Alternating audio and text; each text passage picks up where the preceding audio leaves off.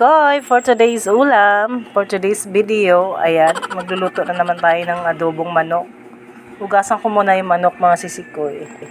Ayan, nahuman ako hiwag bawang sibuyas. Naka-ready na yung mga pangsahog sa manok, sa adobong manok, mga sisikoy. Nakasalang na rin ang ating kawali. Painitin muna natin bago natin ilagay ang manok.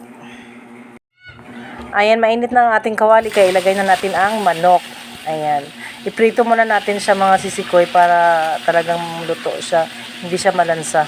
Ganito ako magluto ng adobong manok. Ayan, mayroon tayo ditong bawang, sibuyas, sili, toyo, ayan, magic sarap at paminta. Yan naman ang halo talaga sa adobong manok. Pwede rin siyang lagyan natin ng Sprite, kanyan, para masarap. Tapos kunting asukal. Pwede rin siyang lagyan natin kunting asukal.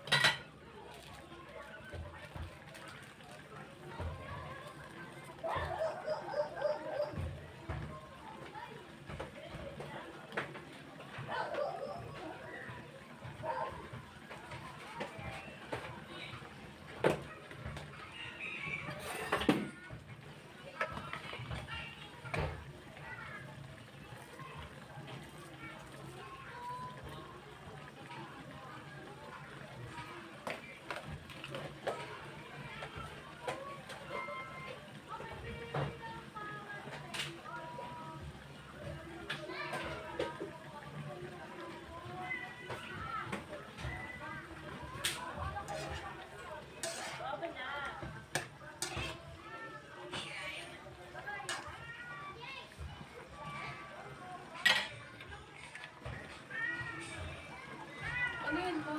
Buti po magdito.